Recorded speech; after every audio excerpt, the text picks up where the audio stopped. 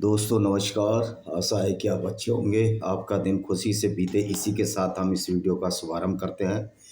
दोस्तों जैसे कि पता है, हम कुरान की उन आयतों को खोल खोल कर बताते हैं जिसको ये बोलते हैं कि अल्लाह बड़ा रहमान है, अल्लाह बड़ा दयावान है। लेकिन कुरान की आयतों से देखने से तो पता लगता है ना अल्लाह रहमान है ना दयावान है, बल्कि ये क्रूर और अत्याचारी है उनके लिए जो अल्लाह, कुरान और मोहम्मद को नहीं मानते। मैंने पहले ही बताया था कि मोहम्मद ने बहुत सी आयतों को यहूदियों की धर्म पुस्तक तोरा और यहूदियों के ओल्ड टेस्टामेंट बाइबिल से चोरी किया, जिसको कि मैंने सावधानी पूर्वक बचपन में ही पढ़ लिया था। कि मेरा बहुत शौक़ था कि सारी किताबें पढूं। इवन कुरान को भी मैंने बहुत बुरी अच्छी तरह पढ़ा और इसमें देखा कि एक किताब ऐसी है जो दुनिया में फितना गुमराह कर रही है मुसलमानों को और पूरी दुनिया को बर्बाद करने के लिए पैदा हुई है। तो आइए चैप्टर 2 की सूरह अल बकरा की कुछ आयतों का अध्ययन करते हैं। आज 286 इसमें आयत हैं। आज सारी आयतों को हम ख़त्म कर देंगे। 252 से शुरू करते हैं। 251 का आपको पहले हम बता चुके हैं पिछले वीडियो में। तो आइए शुरू करते हैं। उस अल्लाह के नाम से जो असगर है, अल्लाह असगर, असगर मतलब छोटा है। हम अल्लाह असगर ही कहेंगे क्योंकि वो छोटा है और लोगों में नफ़रत फैलाता है, गैर मुस्लिमों को कत्ल करने की बात कहता है। तो अल्लाह असगर, अल्लाह जो कि बहुत छोटा है, उससे हम शुरू करते हैं। क्योंकि वो तो एक अल्लाह और पैगंबर तो एक साधारण से साधारण आदमी से भी गिरे हुए लोग हैं ये लोग। तो ये 252 आयत ये अल्लाह की आयतें हैं जो हम आपको सुना रहे हैं। वास्तव में आप रसूलों में से हो।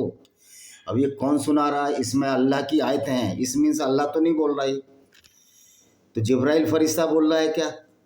तो वास्तव में वो सुना रहे हैं आप रसूलों में से हैं। मोहम्मद को बता रहा है कि आप रसूलों में से हैं, यानी रसूल हैं। और रसूल कैसा था ये तो आपको बता ही दिया। वो रसूल हैं, उन्हें हमने एक दूसरे पर प्रधानता दी है। कह रहा ये जो रसूल हैं, किसी को हमने बड़ा बनाया, किसी को छोटा बनाया। उनमें से कुछ ने अल्लाह से बात की और कुछ को कई श्रेणी ऊंचा किया। और कह रहा हमने उनमें से कई को अल्लाह से बात की। अब अल्लाह से बात की तो अल्लाह तो है ही नहीं, अल्लाह तो क्रिएटर है ही नहीं, अल्लाह तो है ही नहीं, अल्लाह का कोई एग्जिस्टेंस ही नहीं है, तो बात किससे की? तो कुरान इसी तरह के झूठ आपको परोसता है। मरियम के पुत्र ईसा को खुली निशानियां दी। मरियम के पुत्र ईसा, अब देखिए मरियम का जो पुत्र है, जो जीसस है ईसाइयत में, उसको भी मोहम्मद ने अपने पैगंबरों में जोड़ लिया था। ये मोहम्मद की चालाकी थी या मोहम्मद के मरने के बाद जिन्होंने ये कुरान को कंपाइल किया उनकी चालाकी थी कि किसी तरह मोहम्मद के जो दुष्कर्म थे, जो कायरता भरे कर्म थे, जो औरतों को लूटने वाले काम थे, जो औरतों से बलात्कार करने वाले काम थे, मुसलमानों द्वारा उनको सही सिद्ध किया जा सके। तो मरियम के पुत्र ईसा, जीसस को भी लपेटना, कुरान में लेना इनकी मजबूरी बन गई कि देखो हमने तो जीसस को भी रसूल माना है और मोजेस को भी, मूसा जिसका अरबीकरण करके मूसा के नाम पर रसूल माना है, हारून को अम्मार को हारून के नाम से यूसुफ रसूल माना है, और जोसेफ को यूसुफ के नाम से। इस तरह से मोहम्मद ने सारे जो पैगंबर थे, जो सो कॉल्ड पैगंबर थे, मैं सो कॉल्ड ही कहूँगा कि उनका भी कोई ऑथेंटिक प्रूफ तो है नहीं, वो हुए कि नहीं हुए। तो ईसा, इस तरह मोहम्मद ने ये सिद्ध करने के लिए कि इस्लाम तो शुरू से ही है, इनके पैगंबरों को भी अरबीकरण करके जोसेफ को यूसुफ बनाकर और इसी तरह बहुत से पैगंबर, डेविड को दाऊद बनाकर शामिल कर लिया। और ये इसमें कह रहे हैं कि हमने तो इस जीसस को खुली निशानियां दी और रूहुल कद्दस पवित्र आत्मा द्वारा, जैसे कि बाइबल में विवरण है कि मर्जिन कुआरी मेरी से जीसस का जन्म हुआ और पवित्र आत्मा द्वारा उसको जन्म दिया। हालांकि ये बात बिल्कुल गलत है। साइंटिफिकली, वैज्ञानिकली कोई भी ना तो पसीने की बूंद से किसी का पुत्र पैदा हो सकता है, जैसे कि सुना है कि हनुमान से पुत्र से पसीने से हुए, तो ये सब अनसाइंटिफिक बात है। पुराण और कुरान दोनों में पाई जाती हैं, दोनों ही झूठे हैं, सिवाय वेद के। सिवाय वेद ही है जो ऑथेंटिक ग्रंथ माना जा सकता है। तो और यदि अल्लाह चाहता तो इन रसूलों के पश्चात खुली निशानियां आ जाने पर लोग आपस में लड़ते, परंतु उन्होंने कह रहा अल्लाह चाहता तो खुली निशानियां आने के पश्चात आपस में लड़ते। तो भाई अल्लाह ने ये क्यों नहीं चाहा कि आपस में न लड़ें? क्योंकि अल्लाह है ही नहीं, अल्लाह की कोई ताकत ही नहीं है। ये मोहम्मद के बचने के तरीके थे, मुसलमानों के बचने के तरीके थे, खलीफाओं के बचने के तरीके थे कि यदि अल्लाह चाहता तो आपस में लोग लड़ते नहीं, क्योंकि लोग लड़ रहे थे। लोग कह रहे थे मोहम्मद तुम झूठे नबी हो, तुम्हारा अल्लाह भी झूठा है, तुम्हारा पैगंबर भी झूठा है, तुम्हारी कुरान भी झूठी है, तुम झूठे नबी हो। तो इसलिए मोहम्मद के बाद ये जो आयत आई उसमें बोल दिया कि तुम अगर अल्लाह नहीं चाहता तो आपस में नहीं लड़ते। तो अल्लाह चाह रहा है ना आपस में लड़ना, तो अल्लाह ने क्यों नहीं चाहा? क्योंकि अल्लाह है ही नहीं। यानी कि जो जो घटित होता था मोहम्मद उसी के ऊपर एक आयत ले आता था कि अल्लाह नहीं चाह रहा कि आप लोग आपस में लड़े, नहीं अल्लाह चाह रहा है। अगर नहीं लड़ते तो कहता अल्लाह चाहता ही नहीं कि आपस में लड़े। तो इस तरह झूठ का पुलिंदा कुरान है, परंतु उन्होंने विभेद किया। कह रहा इसलिए लड़े कि कोई ईमान लाया, यानी कोई मुसलमान बन गया, यानी मूर्खों भरी बातों पर विश्वास करने लगा कि धरती चादर की तरह है, धरती स्थिर है, सूरज उसके चारों तरफ घूमता है। जबकि सच्चाई तो ये है कि धरती अपनी धुरी पर भी घूमती है और सूर्य के चारों तरफ भी घूमती है। तो इस तरह जो मूर्खता पर, जो इस्लाम की मूर्खता पर ईमान लाया वो मुसलमान कहलाया, और किसी ने कुफ्र किया यानी जिसमें बुद्धि थी उसको ये बोलते हैं कुफ्र, यानी छिपा रहा है, यानी छिपा दिया उसने कुरान को। कुरान को नहीं छुपाया, कुरान ही ज्ञान को छिपा रहा है। कुरान का अल्लाह सब कुछ छिपा रहा है, झूठ बोल रहा है कुरान का अल्लाह। तो कुफ्र पर तो मुसलमान होना चाहिए इस हिसाब से। यदि अल्लाह चाहता तो वे नहीं लड़ते, परंतु अल्लाह जो चाहता है करता है। अगर वो अल्लाह नहीं चाहता तो वो नहीं लड़ते। अल्लाह की तो औकात ही नहीं है अल्लाह कोई चाहे, क्योंकि अल्लाह है ही नहीं। अल्लाह नाम का एक काल्पनिक पात्र मोहम्मद ने तैयार किया, या ये कह सकते हैं कि अल्लाह ही मोहम्मद है, मोहम्मद ही अल्लाह है। हे ईमान वालों, हमने तुम्हें जो कुछ दिया उसमें से दान करो उस दिन, अर्थात प्रलय के आने से पहले, जिसमें न कोई सौदा होगा, न कोई मैत्री होगी, न कोई अनुशंसा सिफारिश खाना। ये काफिर लोग ही अत्याचारी हैं। देखो फिर यहाँ बोला इसने, काफिर लोग अत्याचारी हैं, यानी कि हिंदू ईसाई और यहूदी अत्याचारी हैं, जो बेचारे कुछ बोलते ही नहीं। ईसाइयत में कहाँ लिखा हुआ है कि कुरान को मुसलमान को मारो? यहूदियों की धर्म पुस्तक में कहाँ लिखा हुआ है कि किसी मुसलमान को मारो? हिंदुओं की धर्म पुस्तक में तो किसी का जिक्र ही नहीं है, वो तो मानवता के लिए बात की है।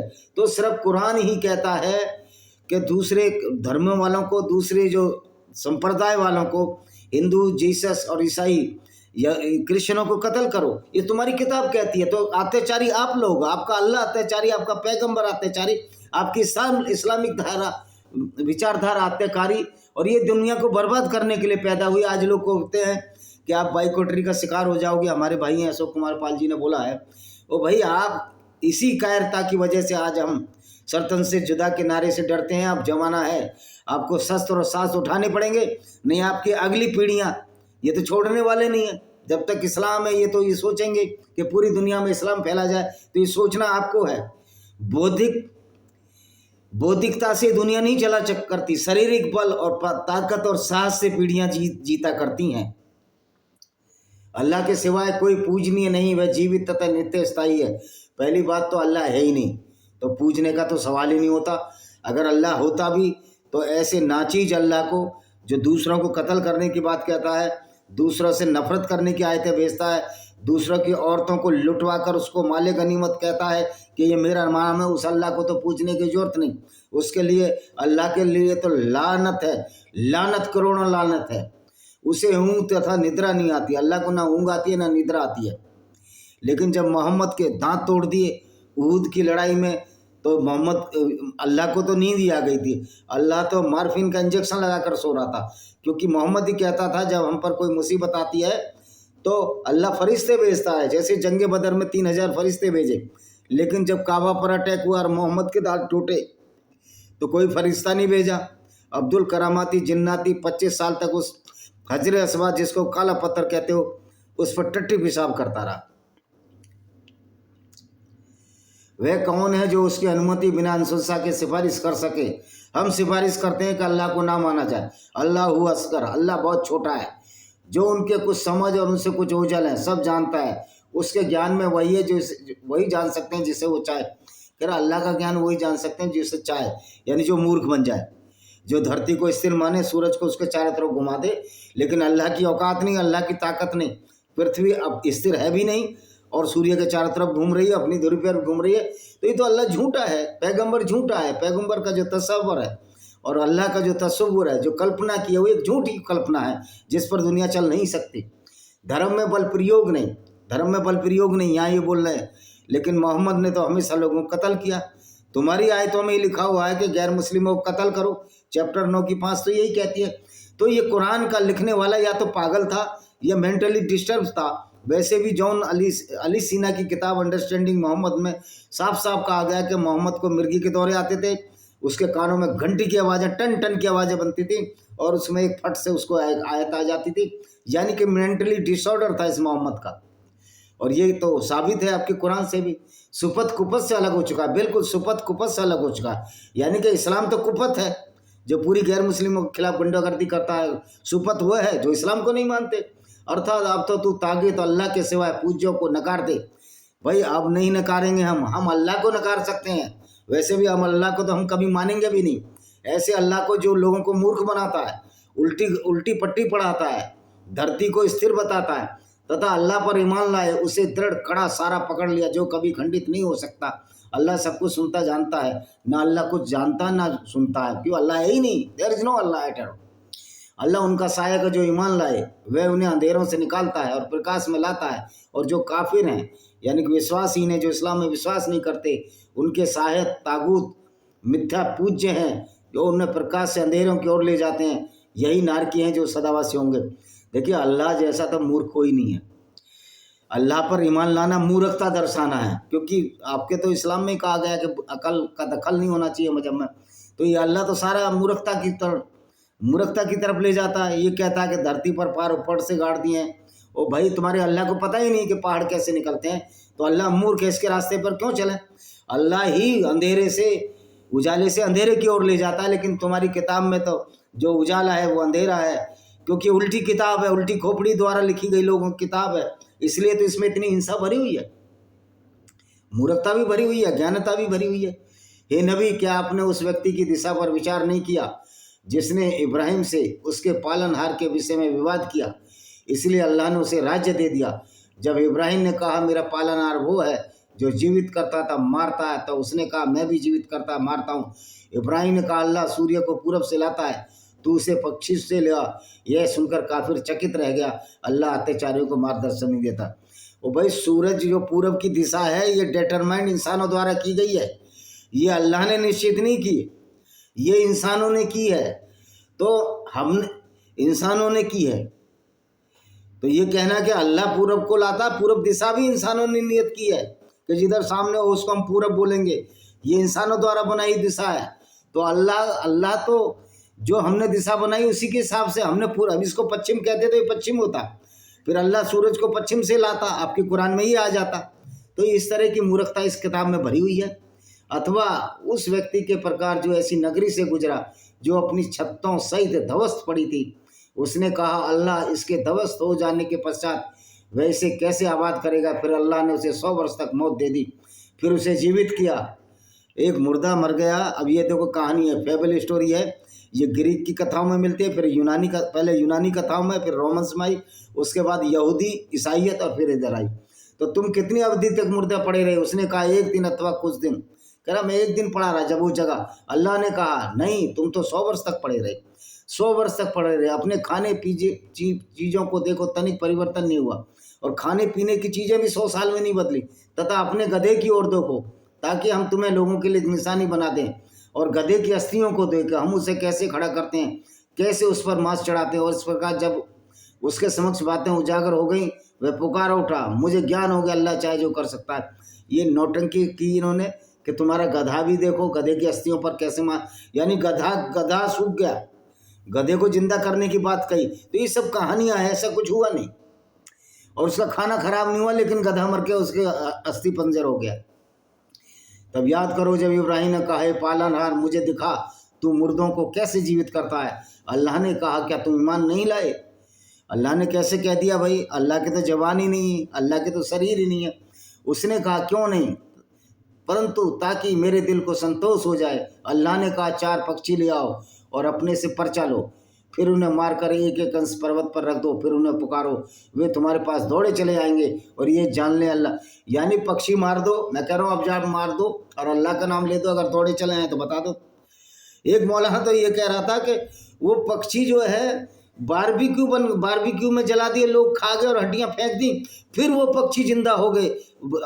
तो इस तरह की मूर्खताएं इस कुरान में। और अल्लाह, ये जो मौलाना है ना, बेड़ा गर्क करके मानेंगे मुसलमान भाइयों का हमारे, जो अल्लाह की राह में अपना धन दान करते हैं, उस दान की दशा एक दाने जैसी है जिसमें 7 बालियां उगाई, प्रत्येक बाली में 100 दाने हों। अल्लाह जिसे चाहे अधिक देता है। अल्लाह विशाल और ज्ञानी है। देखिए, अल्लाह बार बार अल्लाह ज्ञानी ज्ञानी मत कहा करो, अल्लाह सबसे बड़ा मूर्ख है। अल्लाह को ये पता ही नहीं कि धरती की रचना कैसे हुई है। अल्लाह 7वें आसमान पर बैठकर भी अंधा भी है, अल्लाह देख ही नहीं पाया कि धरती गोल है या चपटी है। वो बोलता रहा चादर की तरह फैलाई है। सूरज कीचड़ में छिपाने वाला अल्लाह किस तरह का अल्लाह है। और ये कहते हैं नमाज पढ़ो, सूर्य सुबह की, शाम की, रात की। कुछ देश तो ऐसे हैं जहाँ 6-6 महीने रात दिन ही नहीं होते, तो वहाँ रात रहती है तो दिन नहीं होता, तो फिर दिन की नमाज कैसे पढ़ोगे? फजर की, मगरिब की, ईशा की, जुहर की, असर की नमाजें कैसे पढ़ोगे? तो ये सब मूर्खता फैलाई है अरबियों ने, मोहम्मद और उसके साथियों ने। और इतनी बड़ी मूर्खता है कि इसको पूरी 180 करोड़ लोग मूर्ख बने चले आ रहे हैं। भली बात बोलना तो क्षमा उस दान से उत्तम है जिसके पश्चात दुख दिया जाए। अल्लाह निष्प्रय सहनशील है। कह रहे भली बात बोलो, लेकिन तुम्हारा अल्लाह ही तो कहता है कि गैर मुस्लिम काफिरों को कत्ल करो। अगर ये अल्लाह की भेजी हुई आयत है, अल्लाह है, वैसे तो ये मानकर चलना और अल्लाह कल्पना सीत है। तो इस तरह कुरान उल्टबासियों से भरी हुई है, कंट्रोवर्सी से भरी हुई है। इससे सिद्ध होता है ये किताब उस व्यक्ति द्वारा लिखी गई या उस व्यक्ति द्वारा भेजी गई जो मेंटली डिसऑर्डर का शिकार था, जो मानसिक अपंग था, जिसमें बुद्धि नहीं थी, जो पागलपन का शिकार था, भ्रम का शिकार था। चाहे वो मोहम्मद हो, चाहे जिब्रील हो, चाहे वो अल्लाह हो, फैसला आपको करना है। हे ईमान वालों, उस व्यक्ति के समान उपकार जताकर तथा दुख देकर अपने दानों को व्यर्थ न करो जो लोगों को दिखाने के लिए दान करता है, अल्लाह तथा अंतिम दिन पर ईमान नहीं रखता। इसका उदाहरण उस चटेल पत्थर जैसा है जिस पर मिट्टी पड़ी हो, उस पर घोर वर्षा हो जाए और उस पत्थर को चटेल कर दे। वे अपनी कमाई का कुछ भी ना पा सकेंगे। अल्लाह काफिरों को सीधी डगर नहीं दिखाता, वो अल्लाह उल्टी डगर मुसलमानों को दिखाता है। हम अगर अल्लाह के साथ चले जाएंगे तो हम भी उल्टे मूर्ख डगर होंगे। तो सीधी डगर तो अल्लाह की है ही नहीं। और अल्लाह कह रहा अपने दानों को व्यर्थ न करो, तो दान व्यर्थ मत करो, लेकिन दूसरों को लूटते रहो, दूसरों का धन लूटते रहो और मुसलमानों को बांट दो। वाट गुंडागर्दी ऑफ दिस इस्लाम, ये इस्लाम की एक तरह की खुली गुंडागर्दी है गैर मुस्लिमों के खिलाफ। तथा उनकी उपमा जो अपना धन अल्लाह की प्रसन्नता की इच्छा में अपने मन की स्थिरता के साथ दान करते हैं, उस बाग जैसी है जो पृथ्वी तल के किसी ऊंचे भाग पर हो, उस पर घोर वर्षा हुई हो तो दुगना फल आया हो, यदि घोर वर्षा नहीं हुई तो उसके लिए फुहार हो। तो जो तुम कर रहे हो अल्लाह देख रहा है। यहाँ अल्लाह की प्रसन्नता के लिए जिहाद और दीन, जिहाद मतलब गुंडागर्दी, इस्लामिक गुंडागर्दी, इस्लाम फैलाने के लिए जिहाद, जिसको कि जिहाद अकबर, जिहाद असगर के नाम से जानते हैं। तो अल्लाह अकबर, अल्लाह बहुत छोटा है, वो सिर्फ पर लड़ाई और झगड़े कराता है, कोई अच्छी बात नहीं बनाता, मुसलमानों को मूर्ख बनाता है, झूठी झूठी बातें करके, झूठी झूठी कहानियाँ करके। ये टैलेंट था मोहम्मद का कि आज पढ़े लिखे डॉक्टर इंजीनियर भी मुसलमान इस मूर्खता को फॉलो कर रहे हैं। जबकि हिंदुओं ने तो सती प्रथा थी उसको ख़त्म कर दिया, यद्यपि सती प्रथा एक गलत प्रथा थी, बाल विवाह को ख़त्म कर दिया, देवदासी को ख़त्म कर दिया। देवदासी का उल्लेख कहीं वेदों में नहीं है। ये हमारे हिंदुओं में कुछ नीच प्रवृत्ति के लोगों ने जो देवदासी प्रथा को वैश्यावृत्ति में बदल दिया। जबकि देवदासी थी जो मंदिर में सेवा करती थी, जो ना साध्वी के रूप में, लेकिन कुछ नीच लोगों ने अपनी हवस प्रवृत्ति के लिए जो जाति कर्म के आधार पर थी उसको जन्म के आधार पर बनाकर अपनी नीचता का घोर प्रदर्शन किया है। तो ये हिंदू धर्म का जो सत्यानाश किया है, ऐसे नीच और लालची प्रवृत्ति के लोगों ने किया है। क्या तुम में से कोई चाहेगा, ये 266, कि उसके खजूर तथा अंगूरों के बाग हों? अब ये अल्लाह को अंगूर और खजूर ही मालूम थे, इसको सेब और आम तो मालूम ही नहीं थे, क्योंकि सेब और आम होते ही नहीं, अब होने लगे तो अलग बात है। तो ये कुरान में सिर्फ खजूर खजूर खजूर, तो ये अल्लाह जो है सिर्फ खजूरों का शौकीन था। अरबी अल्लाह है ना, ये बेचारा अरबी जानता था, अरबी में किताब भेजी और गैर अरबी लोग जबरदस्ती अरबी जैसे कपड़े भी पहनने लगे हैं। अब तो अपने नाम के आगे बिन भी लगाने लगे हैं। पाकिस्तान हिंदुस्तान में उनसे पूछो क्या नाम है, मोहम्मद बिन उस्मा अरमान। ओ भाई, इस मूर्खता में तुम पढ़ रहे हो तो तुम तो अपनी कल्चर भूल चुके। पाकिस्तानी मुसलमान तो अपनी कल्चर ही भूल चुके। वो तो पंजाबी मुसलमानों को मैं तहे दिल से शुक्रिया अदा करना चाहता हूँ, अभी अपनी पंजाबी कल्चर से जुड़े हुए हैं। बाकी ये उर्दू वाले तो पागल हो चुके हैं, चाहे बरेलवी हो चाहे देवबंदी हो। उसमें से जिसमें नहरें बह रही हो उसमें प्रत्येक के लिए पर हर प्रकार के फल हों, बूढ़ा हो गया उस निर्बल बच्चे हो, फिर वह बगोल के आगाज से जिसमें आग हो झुलस जाए, इस प्रकार अल्लाह तुम्हारे लिए आयतें उजागर करता है ताकि तुम सोच विचार करो। अल्लाह तो मूर्ख है यार, अज्ञानी अल्लाह। हे ईमान वालो, उन सब चीज़ों में से जो तुमने कमाई हैं, उन चीज़ों में से जो हमने तुम्हारे लिए धरती से उपजाई हैं दान करो। अल्लाह ने उपजाई हैं। अल्लाह तो जानता ही नहीं कि धरती चपटी है या गोल है, तो वो धरती बनाने वाला नहीं है, तो अल्लाह तो कुछ कर ही नहीं सकता। अल्लाह तो इतना कमज़ोर है, इतना लाचार निर्मल है कि अगर अल्लाह का कोई अल्लाह और आयतें भेजता है, मुसलमानों से कहता है तुम हमारे लिए लड़ो, तुम कत्ल करो, अल्लाह कुछ नहीं कर सकता। किसी के दांत टूट जाए, पैगंबर के अपने दांत नहीं बचा सकता। दान करो, उसमें से उस चीज़ को दान करने का निश्चय न करो जिसे तुम स्वयं न ले सको, परंतु ये अनदेखी कर जाओ और जान लो अल्लाह निष्प्रय और प्रशस्त है। दान करना है सिर्फ मुसलमानों को। इस्लाम में कहीं भी गैर मुस्लिम को कुछ नहीं करना, गैर मुस्लिमों को तो कत्ल ही करना है। शैतान तुम्हें निर्धनता से डराता है और निर्लजता की प्रेरणा देता। अल्लाह तुम्हें अपनी क्षमा और अधिक देने का वचन देता। अल्लाह विशाल ज्ञानी है कि शैतान निर्धनता से डराता है और निर्लजता मतलब शर्म ना हो, बेशर्मी की प्रेरणा देता। तो तुम्हारे सबसे बेशर्म तो तुम्हारे पैगंबर साहब ही थे, जिसको अपना बेटा बनाया जैद बिन हरित को और उसकी शादी कराई जैनब से। उसी जैनब को जब इन्होंने अंदर नगन अवस्था में देखा तो एक आयत उतार दी कि दत्तक पुत्र नहीं होता और उसकी पत्नी से मैं शादी कर सकता हूँ, और इसने शादी कर ली उससे, जैनब से। तो सबसे ज़्यादा निर्लज तो तुम्हारा पैगंबर था। पहले अपने पैगंबर की निर्लजता पर ध्यान करो। वह जिसे चाहे धर्म की समझ प्रदान करता है और जिसे धर्म प्रदान कर दिया गया उसे बड़ा कल्याण मिल गया। समझ वाले शिक्षा ग्रहण करते हैं। पहली बात तो है ये इस्लाम कोई धर्म नहीं है, ये बहुत बड़ा अधर्म है जो नफरत फैलाता है लोगों की औरतों को लूटने को भी ये मालिक गनीमत कहता है। जिस तरह मोहम्मद लोगों की औरतों को लूटकर उनको बाजारों में बेच दिया करते थे, तो इस्लाम से बड़ा कोई अधर्म ही नहीं है। तथा जो भी तुम दान करो अथवा मनोती मानो, अल्लाह उसे जानता है और अत्याचारियों का कोई सहायक नहीं होगा। तो भाई अल्लाह तो सबसे बड़ा सहायक है अत्याचारियों का। यानी कि कुरान में लगता है किसी ने कितना गांजा पीकर ये आयत लिखी है। अल्लाह खुद अत्याचारी है, अल्लाह अत्याचारियों का सहायक भी है। मुसलमानों को कहता है जाओ गैर मुस्लिमों को कत्ल करो, तभी तो कन्हैया लाल की हत्या हुई, चंदन गुप्ता की हत्या हुई। तो अल्लाह से बड़ा तो कोई अत्याचारी नहीं है। और अल्लाह अत्याचारियों को, उन मुसलमानों को जो गैर मुस्लिमों को कत्ल करने की बात कहते हैं, उनके लिए बोलता है कि तुमको जब जन्नत मिलेगी, स्वर्ग मिलेगा। तो ये नबी जो अल्लाह का रास्ता है तो बड़ा खतरनाक रास्ता है। मुसलमानों को ये बात समझ में ही नहीं आती। एक झूठे अल्लाह पर विश्वास कर अपनी जिंदगियां खराब कर रहे हैं। यदि तुम खुले दान करो तो वह भी अच्छा है, यदि छिपा कर करो, कंगालों को दो, वह तुम्हारे लिए अधिक अच्छा है। ये तुम्हारे पापों को दूर कर देगा। तुम जो कुछ कर रहे हो उसे अल्लाह सूचित है। ये तो वही हुई कि हमने कत्ल किया और गंगा नहा लें, कुंभ में जाके तो मुक्ति मिल जाएगी।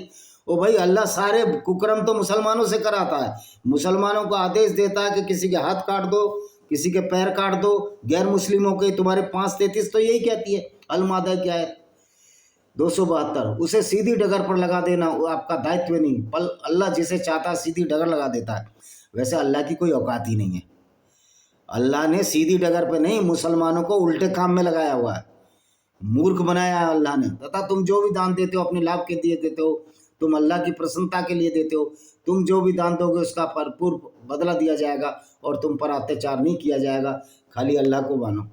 और भैया लूटने पर क्या है, गैर मुस्लिम को लूटने के लिए अल्लाह जो बोलता है उसके लिए कोई सज़ा नहीं है। यानी कि मुसलमान गैर मुस्लिमों को कत्ल करें, उनकी औरतों के साथ बलात्कार कर सकता है, अगर युद्ध में जीत ली जाए, और मलका अमीन बना सकता है, लेकिन उनके लिए कुछ नहीं है। तो ये किस तरह की मूर्खता तुम्हारे अल्लाह में भरी हुई है, यह आपको सोचने और समझने की बात है। तो दोस्तों, ये 272 आयत हो गई। 252 से आज इतनी आयत पढ़ेंगे, कल 286 तक जाएंगे। तो आपने देखा किस तरह अल्लाह और कुरान और मोहम्मद एक झूठा पैगंबर फरिश्ता है, जिब्रील एक शैतान है। और क्या कहता है, शैतान जो निर्लजता देता है, शैतान नहीं अल्लाह निर्लजता देता है। मोहम्मद को बेशरम बना देता है अल्लाह, जो अपनी पुत्र वधू से भी शादी करने को तैयार हो जाता है और 6 साल की आयशा बिन्त अबू बकर से भी शादी कर लेता और 9 साल की उम्र में उसको कंज्यूमेट कर लेता। ये देखिए किस तरह 54 साल का बाबा किस तरह 9 साल की एक मासूम लड़की को इज्जत खराब कर रहा है। और लोग कहते हैं ये तो पैगंबर था, उसको सब कुछ हराम है, सब कुछ हलाल है, यानी वैध है, उसको सब कुछ पावर है। तो पैगंबर को लूटने और कत्ल करने की पावर है, तो हमको भी ये कहने की पावर है कि तुम्हारा पैगंबर लुटेरा था, हत्यारा था, तुम्हारा अल्लाह क्रूर है, अत्याचारी है। इस पर मैंने एक किताब लिखी है, डिस्क्रिमिनेटेड हिंदूज, भाई विजय कुमार पाल। किस तरह हिंदुओं को इस्लामिक गुंडागर्दी का शिकार भारत में होना पड़ा, किस तरह हिंदू औरतों को अपनी जान की रक्षा के लिए, अपने अस्तित्व की रक्षा के लिए जौहर व्रत करने पड़े, इस पर भी मैंने एक किताब लिखी है, जौहर, भाई विजय कुमार पाल। और ये शाश्वत पब्लिकेशन है, अमेजॉन फ्लिपकार्ट पर है। और मैंने इन्वेडर्स एंड हिडन फैक्ट्स, भाई विजय कुमार पाल, एक किताब लिखी है, ये भी अमेजॉन गूगल पर है, जिसमें कि किस तरह अत्याचारियों ने इस्लाम का सहारा लेकर हिंदू औरतों के साथ बलात्कार किए, हमारे मंदिर तोड़े। इतना ही नहीं, उसमें सारा जिक्र है, पारसियों के भी मंदिर तोड़े, क्रिश्चियनों के गिरजे तोड़े, क्योंकि इस्लाम की आइडियोलॉजी ही बर्बाद करने के पैदा हुई है।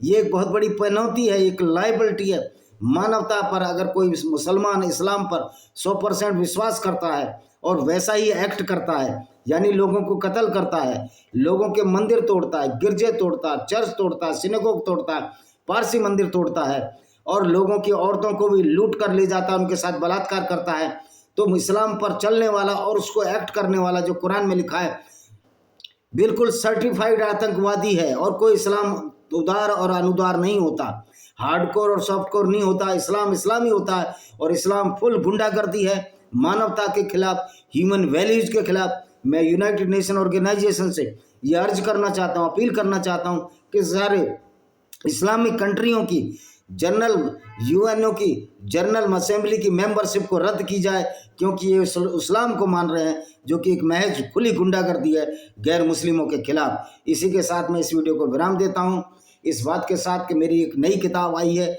लेमेंट ऑफ सिंजार और टीयर्स ऑफ यजीदी वुमेन। किस तरह अबू बकर बगदादी ने, भाई विजय कुमार पाल, ये किताब है, अस्तित्व प्रकाशन पर है, या शाश्वत पर देख लेना, ये गूगल, अमेजॉन, फ्लिपकार्ट पर है। उसमें किस तरह अबू बकर अल बगदादी ने यजीदी जो गैर मुस्लिम औरतें थी उनको बेचा, उनके साथ बलात्कार किए, उनको कई बार बेचा, जैसे कि मोहम्मद भी लड़कियों को बेचते थे, उनके साथ फोर्सेबली रैप किया जाता था, कि मलकाए अनुमति जो सेक्स स्लेव होती हैं उनसे अनुमति लेने की जरूरत नहीं होती थी। तो आप इस किताब को समझें, इस्लाम की सच्चाई समझें, इस्लाम की डिक्टेटरशिप को समझें, और इस मुहिम में हमारा साथ दें। साथ देने के लिए आपको हमारा चैनल सब्सक्राइब करना पड़ेगा, बेल आइकन दबाने पड़ेंगे, और आपको किताबें अच्छी लगें उसके लिए कोई ज़बरदस्ती नहीं है, आप किताब खरीदें, डाउनलोड PDF से डाउनलोड करें, सस्ते में डाउनलोड हो जाएगी। तो इसी के साथ मैं इस वीडियो को विराम देता हूँ। वंदे मातरम, जय हिंद, आपका दिन शुभ हो।